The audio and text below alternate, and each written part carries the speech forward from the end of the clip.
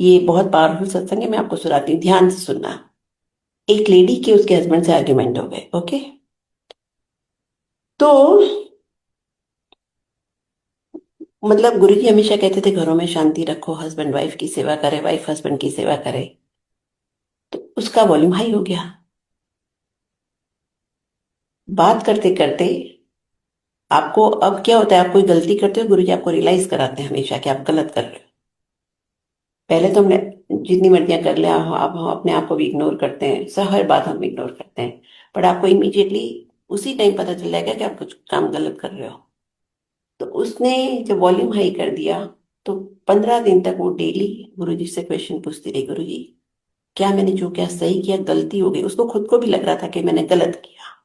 गुरुजी बोलते थे ना, घर में शांति रखोगे तो गुरु बीच में होता है। आप खुद ही अपनी प्रॉब्लम सॉल्व करने की कोशिश करोगे तो गुरुजी नहीं बोलेंगे कुछ भी। जो भगवान यूनिवर्स चला सकता है वो आपका घर भी चलाएगा। बट आप सब कुछ अपने हाथ में रखना चाहते हो तो वो हो नहीं पाता।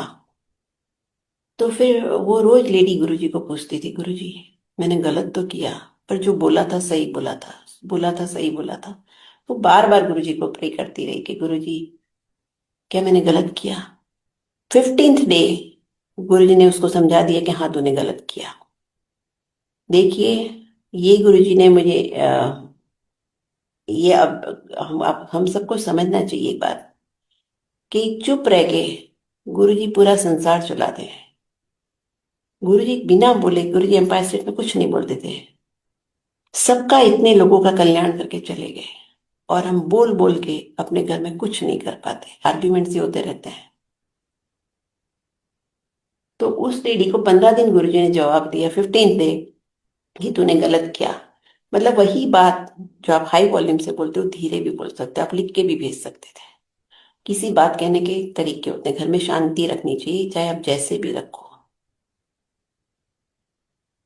तो फिर उसको 15 कैसे समझाया गुरुजी ने उसको। गुरुजी ने मुंह से कुछ नहीं बोला था, गुरुजी ने उसको एक ड्रीम दिखाया कि गुरुजी लेटे हुए हैं और एकदम से गुरुजी की बॉडी में मूवमेंट स्टार्ट हो गया। तो उसने देखा कि अरे गुरुजी तो हिल रहे हैं, उठने वाले हैं गुरुजी तो उसको लगा गुरुजी तो उठ रहे हैं, उठ रहे हैं, उठ रहे हैं। फिर उसका सारा फोकस उसके फेस पे शिफ्ट हो गया, गुरुजी के फेस पे शिफ्ट हो गया। तो उसने देखा गुरुजी का फेस चेंज होने लगा है। तो फाइनली जो भी उसने ड्रीम में देखा कि गुरुजी के फेस की जगह उसके हस्बैंड का फेस था और बॉडी गुरुजी की थी। तो गुरुजी उसको समझा रहे थे कि हर इंसान में गुरु को देखो।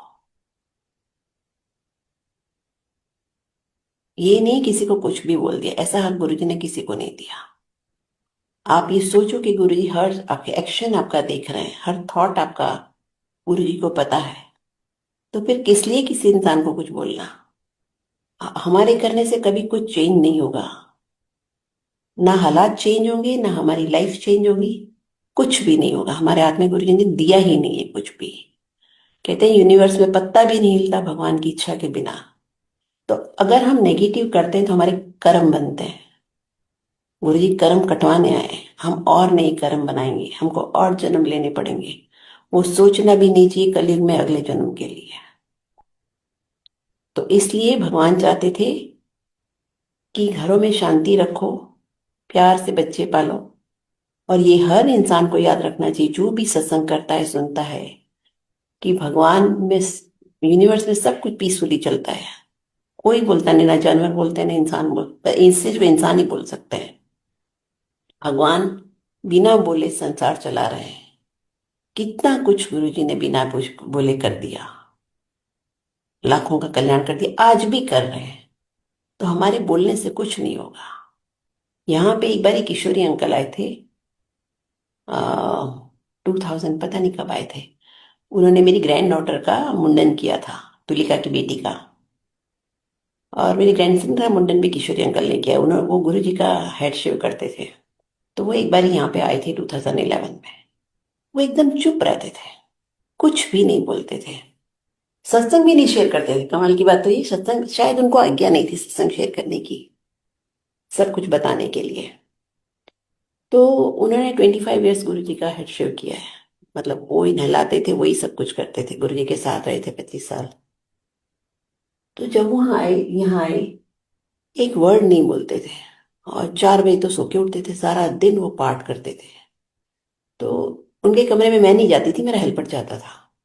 तो एक दिन, जैसे ही 2 दिन के बाद मेरे हेल्पर ने मुझे कहा, आंटी वो ना, उसमें बोले उनके कमरे से बहुत खुशबू आती है। मैंने कहा अच्छा, वो बाथरूम में जाएंगे ना वो नहाने, तो मुझे बताना। और मैं गई उनके कमरे में, इतनी खुशबू, इतनी खुशबू, क्या बताऊं मैं।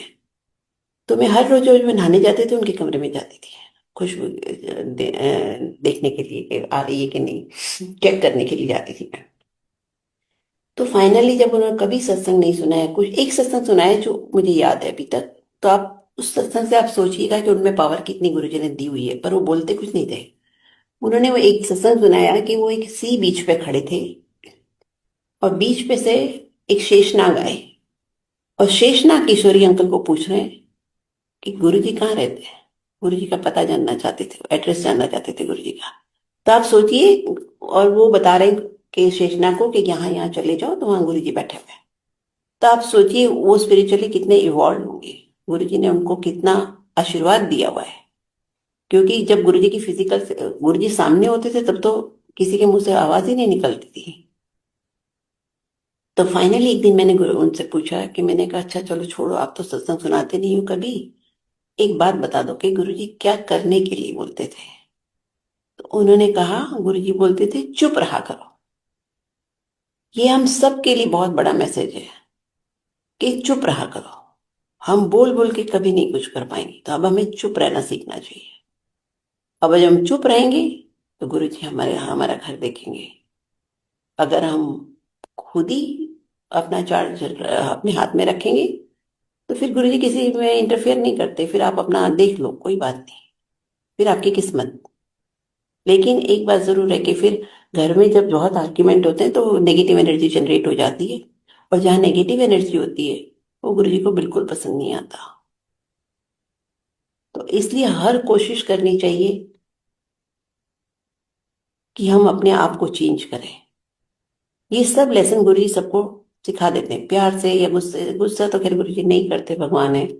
बट वो सिखा देते हैं सबको, अल्टीमेटली सब लोग रियलाइज करना शुरू कर देते हैं धीरे धीरे कि सब कुछ भगवान के हाथ में है, हमें कुछ करने की जरूरत नहीं है।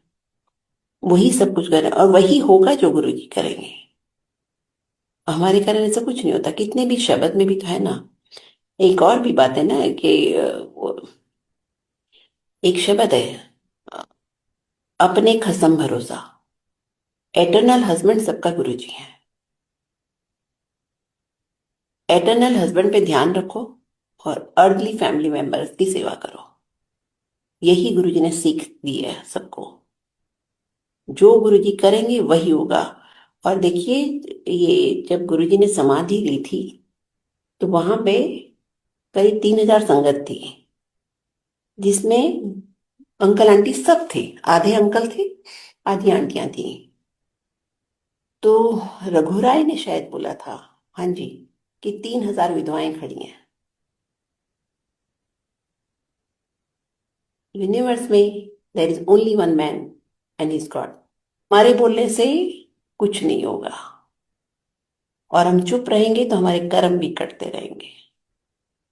अगला कितना भी बोले फैमिली में, हमें ये प्रैक्टिस करनी होगी कि हम चुप रहें। और यही फाइनल लेसन है, इसी में सब कुछ मिल जाएगा हमको अगर हम यही प्रैक्टिस कर ले तो।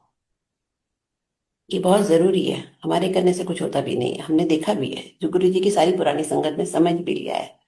आप देखिए, इस धरती पे ही जब भगवान जमीन पे आते हैं ना, धरती पे, तो अपनी पूरी टीम लेके आते हैं। अकेला नहीं, वीआईपी है, प्राइम मिनिस्टर या कहीं अकेला नहीं जाते तो भगवान कैसे अकेले जाएंगे। तो ये जो सिंगला अंकल हैं, जोशी अंकल हैं, और भी बहुत सारे अंकल हैं, ये सब वही देवी देवताओं की टीम है। आप इन्हीं से बहुत कुछ सीख सकते हो। और आप अगर किसी को भी नहीं सीखना चाहते, नहीं जस्ट टाइम पास के लिए आपने सत्संग सुना और भूल गए, आप सब कुछ मंदिर से सीखो।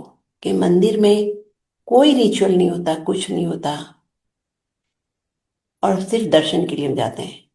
और अगर हम दर्शन करते करते अगर लाइन में खड़े होके मंत्र जाप करते रहें, तो बहुत बड़ी ब्लेसिंग है। तो हमें यही एक मैसेज है कि मंत्र जाप करना चाहिए जितना ज्यादा हो सके। यही गुरुजी ने मुझे तो यही सिखाया है। मैंने बहुत मुश्किल से और बहुत लेट किया गुरुजी का ना हुक्म मान मान के। पर मुझे गुरुजी ने फाइनल, क्योंकि गुरुजी किसी को छोड़ते नहीं, बहुत लंबा टाइम देते हैं गुरुजी।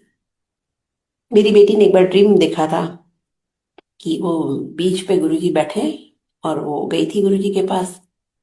और फिर थोड़ी देर बाद वो आगे जाने लगी तो उसने पीछे मुड़ के देखा। तो उसने कहा, गुरुजी मैं देख रही थी, आप गए तो नहीं? तो गुरुजी ने कहा, मैं कहाँ जाता हूँ, तुम ही लोग छोड़ के जाते हो। गुरुजी कहीं नहीं जाते, भगवान कभी किसी को नहीं छोड़ते हैं। तो हम प्रॉब्लम जब आती कहीं ना जाए, किसी से पूछने की जरूरत नहीं है। सब कुछ, सब कुछ आज भी है। गुरुजी की फोटो में लाइव फोटो है गुरुजी की। गुरुजी उसके अंदर है। हम माने या ना माने, लेकिन हमको क्या लगता है कि फोटो है तो बात भी कर ली सब कुछ। गुरुजी के सामने 1 इंच मूव करने के लिए सोचना पड़ता था कि गुरुजी देख तो नहीं रहे। अगर आज हम सोच लें और एक्सेप्ट कर लें कि गुरुजी हर फोटो में है, तो हमारा बिहेवियर भी वैसा ही होना चाहिए हर सत्संग में, तब ब्लेसिंग्स मिलती है। नहीं तो फिर टाइम पास है, आपने खाना खाया और बस लंगर खाया, पार्टी एंजॉय की, बस उतना ही रहता है। और अगर गुरुजी की रियल संगत बननी है आपको, जो गुरुजी कहते थे मुट्ठी भर संगत है, तो वही करो फिर जो गुरुजी चाहते हैं तुमसे। सबको पता है गुरुजी क्या एक्सपेक्ट करते हैं हमसे।